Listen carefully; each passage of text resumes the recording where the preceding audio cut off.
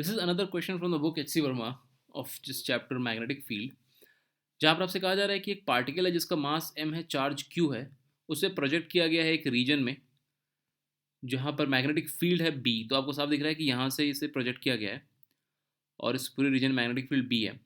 आपको बताना है find the angle of deviation, यानी कि एंगल जो थीटा है of the particle as it comes out of the magnetic field if d is slightly smaller than mv by Q B. तो हम पहले केस से ही स्टार्ट करेंगे। तो पहले केस में d slightly less smaller than mv by Q B. तो d क्या है? d है उस रीजन का लेंथ यहाँ पर। तो स्लाइटली को हम ऑलमोस्ट मान सकते हैं कि let's say d is mv by Q B, यानी कि mv बाई क्यू बी से थोड़ा छोटा कहने की बात कर रहा है। वो स्लाइटली स्मॉलर वर्ड क्यों इस्तेमाल किया, ये आपको क्वेश्चन सॉल्व करने के टाइम पे समझ में आ जाएगा। तो फिलहाल आपको जानना बताना है कि ये थीटा एंगल कितना है, ठीक है। तो ये कोई नई चीज़ नहीं है, ऐसा हमने पहले भी डिस्कस किया हुआ है कि अगर एक पार्टिकल को प्रोजेक्ट किया गया, मान लो ये पार्टिकल पहले अंदर इंटर कर रहा है इस मैग्नेटिक फील्ड रीजन में, तो अगर यहाँ मैग्नेटिक फील्ड नहीं होता तो ये सीधा व्हाइट लाइन पे मूव कर जाता, सीधा चला जाता। लेकिन मैग्नेटिक फील्ड होने की वजह से ये पार्टिकल ऑब्वियसली डेविएट कर गया, ये जो ब्लू डॉटेड लाइन है उस ट्रैक पर चला गया। तो बेसिकली ये जो ट्रैक है ब्लू डॉटेड लाइन का, ये बेसिकली कौन सा ट्रैक है? हमें अच्छे से पता है कि ये ट्रैक है बेसिकली एक सर्कुलर ट्रैक, ठीक है। और कहीं ना कहीं सर्कुलर ट्रैक का रेडियस होगा ही होगा। तो हम जानते हैं कि रेडियस क्या होता है सर्कुलर ट्रैक का, r is equal to M V upon Q B होता है, राइट। तो r is equal to M V upon Q B होता है और ये डिस्टेंस भी M V upon Q B है, यानी कि ये d। इसका मतलब कि ये जो सर्कुलर ट्रैक पर गया, इस सर्कल का सेंटर मान लेते हैं कहीं यहाँ पर है। तो ये distance this is your r, और ये इस पॉइंट पर बाहर प्रोजेक्ट हो गया, बाहर निकल गया।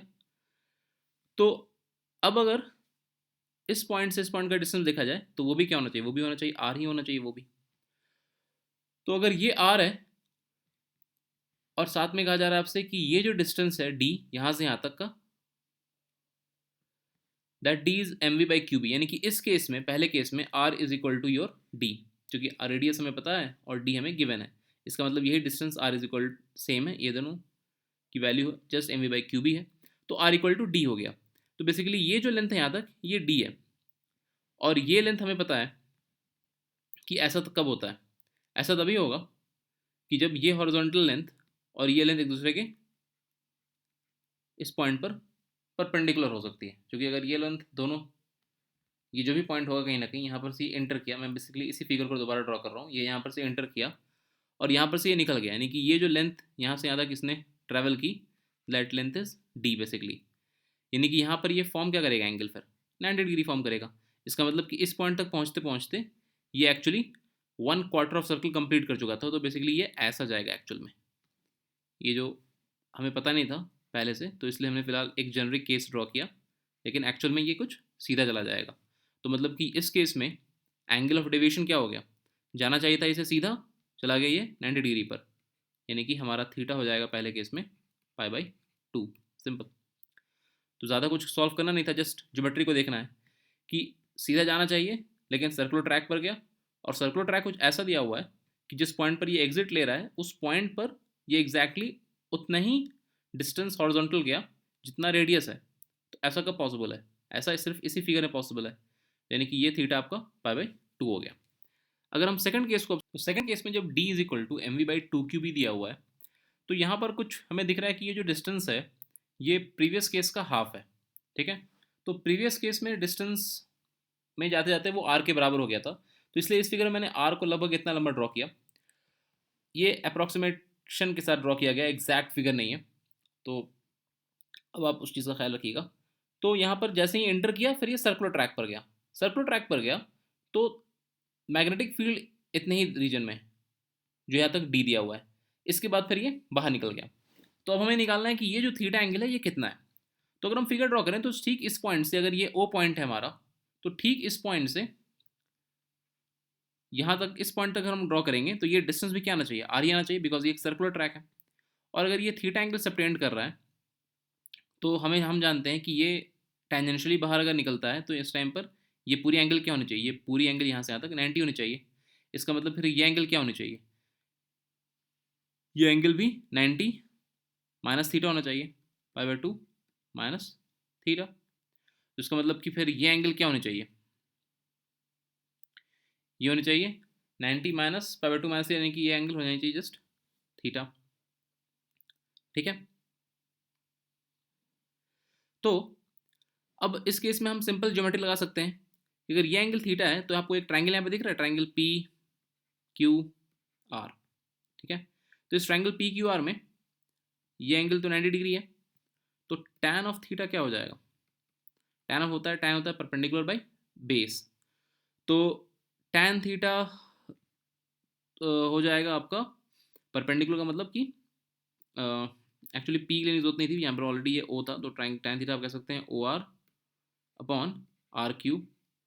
या अगर आप देखें साइन थीटा, तो साइन थीटा भी क्या हो जाएगा, साइन थीटा हो जाएगा परपेंडिकुलर बाई हाइपोटेनस, तो परपेंडिकुलर इज ओ आर और हाइपोटेनस हमारा है ओ क्यू। तो tan थीटा से एक्चुअली ज़्यादा फायदा नहीं है, तो इसे tan थीटा को इग्नोर करते हैं। ओ आर का लेंथ हमें पता है कि ओ आर का लेंथ इज डी, और ओ क्यू का लेंथ क्या है, ओ क्यू का लेंथ इज आर, तो it is basically D by R. और आर हम अभी भी जानते हैं कि आर क्या होता है, आर है यहाँ पर m we by Q B. तो बेसिकली जब डी बाई आर पुट करेंगे तो m we by Q B, m we by Q B cancel हो जाएगा, तो ये क्या बचेगा जस्ट हाफ, यानी कि आपका साइन थीटा हो गया हाफ। इसका मतलब कि थीटा कितना हो गया आपका, थीटा हो गया आपका 30 डिग्री, यानी कि पाई बाई 6। तो theta is equal to pi by 6, इस एंगल पर ये डेविएट कर जाएगा। तो सिंपल हमने बस ज्योमेट्री थोड़ी ट्रिग्नोमेट्री अप्लाई की और ये दोनों पार्ट इजीली सॉल्व आउट हो गए। ओके, अब देखते हैं हम एक और next question. In this question there is a particle of mass m charge q released from origin. तो जैसे आपको दिख रहा है यहाँ पर कि रिलीज्ड फ्रॉम ऑरिजिन कह रहा है, यानी कि उसकी इनिशियल स्पीड क्या हम लेंगे, इनिशियल स्पीड हम लेंगे 0। जहाँ पर इस रीजन में इलेक्ट्रिक और मैग्नेटिक फील्ड है, और यहाँ पे इलेक्ट्रिक फील्ड दी हुई is equal to E naught k and B is equal to minus of B naught j. तो find speed of particle as a function of its z coordinate. ठीक है, तो कहीं ओरिजिन पे रिलीज किया गया है, एक तरफ एक्स एक्सिस होगा, एक तरफ वाई एक्सिस होगा, एक तरफ ऑब्वियसली जेड एक्सिस होगा। तो यहाँ पर आपसे कहा जा रहा है कि जो इलेक्ट्रिक फील्ड है दैट इज अलोंग दिस, क्योंकि आपको ई दिया हुआ है ई नॉट के कैप, और मैग्नेटिक फील्ड जो है, magnetic field is in downwards direction, क्योंकि मैग्नेटिक फील्ड आपको दी हुई है minus of B naught j, तो magnetic field is basically in downwards direction. अब आपसे पूछा जा रहा है कि स्पीड ऑफ पार्टिकल कैसे as a function of z coordinate. तो स्पीड ऑफ पार्टिकल यानी कि v as a function of z coordinate, यानी कि v का relation with respect to position निकालना है हमें। तो एक रिलेशन हमको ध्यान में आता है बेसिक कैनमेटिक्स से, that is v square equals to u square plus 2as। तो कहीं ना कहीं ये इक्वेशन शायद इस्तेमाल हो जाए यहाँ पर। अब हमने अब तक क्या सीखा है कि magnetic field does no work. इसका मतलब कि मैग्नेटिक फील्ड ना स्पीड बढ़ा सकता है ना स्पीड कम कर सकता है, क्योंकि magnetic field kinetic energy change नहीं कर सकता। यानी कि इस सवाल में अगर आप मैग्नेटिक फील्ड को इग्नोर भी करें तो उससे कोई फर्क नहीं पड़ेगा, क्योंकि मैग्नेटिक फील्ड का एक ही काम है कि वो डायरेक्शन चेंज कर सकता है और वो स्पीड को चेंज नहीं कर सकता। यानी कि ये सवाल प्राइमरली इलेक्ट्रिक फील्ड से गवर्न हो रहा है। तो हमें पता है कि पार्टिकल की इनिशियल स्पीड 0 है, यानी कि यहाँ से अगर हम देखें तो वी स्क्वायर को लिखा जा सकता है 2as। अब यहाँ पर हमें फिर a निकालना है, तो एक्सेलरेशन क्या होता है, एक्सेलरेशन होता है फोर्स बाई मास। तो फोर्स की वजह क्या हो सकती है यहाँ पर, क्योंकि मैग्नेटिक फील्ड को हम इग्नोर कर रहे हैं, क्यों इग्नोर कर रहे हैं, because magnetic field doesn't do any work. तो मैग्नेटिक फील्ड के फोर्स की वजह से कोई स्पीड चेंज होगी नहीं। अब बचता है कि वो है इलेक्ट्रिक फील्ड। तो इलेक्ट्रिक फील्ड का फोर्स क्या होता है, charge q into electric field, और हमें इसका चार्ज क्यू गिवन है already, divide by mass m given है, तो ये हो गया हमारा एक्सेलरेशन। अब चूंकि इलेक्ट्रिक फील्ड जेड डायरेक्शन के अलॉन्ग है, इसीलिए पोजीशन भी इसका कौन सा ले जाएगा, एस के जगह पे सिंपली हम जेड ले सकते हैं, यानी कि वी स्क्वायर हो जाएगा ट्वाइस ए की जगह हम पुट करेंगे क्यू ई अपॉन एम, और एस की जगह पे सिर्फ जेड पुट कर सकते हैं, क्योंकि हम सिर्फ उसी डायरेक्शन को ले गए जिस डायरेक्शन में हमारा एक्सेलरेशन है, क्योंकि हमारा एक्सेलरेशन बेसिकली किधर है, जस्ट के कैप है, इसलिए हम एस की जगह पर सिंपली जेड पुट कर सकते हैं। तो वी क्या मिल गया हमें, वी हमें मिल गया root under twice q E z upon m. So that's it, simply ये सॉल्व हो गया। तो देखने को इतना लंबा चौड़ा सवाल था, लेकिन बहुत ही सिंपल सवाल था। तो जब भी आपको पोजीशन के टर्म में कुछ स्पीड वगैरह निकालनी हो और इलेक्ट्रिक मैग्नेटिक फील्ड दोनों दिया हुआ हो, तो ध्यान रखिए इस बात का कि मैग्नेटिक फील्ड से स्पीड चेंज नहीं करती है, मैग्नेटिक फील्ड से सिर्फ डायरेक्शन चेंज करता है। तो स्पीड निकालने के लिए सिर्फ हम इलेक्ट्रिक फील्ड का इस्तेमाल करेंगे। और यहाँ पर एस की जगह पर सिर्फ जेड हमने डायरेक्टली इसलिए पुट कर दिया क्योंकि एक्सेलरेशन यहाँ पर जो था वो सिर्फ और सिर्फ जेड एक्सिस के अलॉन्ग ही है। तो और पूछा भी आपसे जेड कोऑर्डिनेट ही जा रहा था, तो v is equal to simply ये एक्सप्रेशन आपको आ गया। ठीक है, तो ऐसे ही सिंपल क्वेश्चंस होते रहते हैं जिसको आप सॉल्व करते रहें। आप प्रीवियस ईयर के जेई के भी क्वेश्चन सॉल्व करें, और अगर आप नीट के कैंडिडेट हैं तो आप नीट के क्वेश्चन सॉल्व करें। अब नेक्स्ट लेक्चर में हम पढ़ेंगे कि एक लूप के ऊपर, एक करंट कैरिंग लूप के ऊपर मैग्नेटिक फील्ड का टॉर्क कैसे काम करता है, जो कि फोर्स अभी हमने देख लिया, उस पर काफ़ी क्वेश्चन भी कर लिए।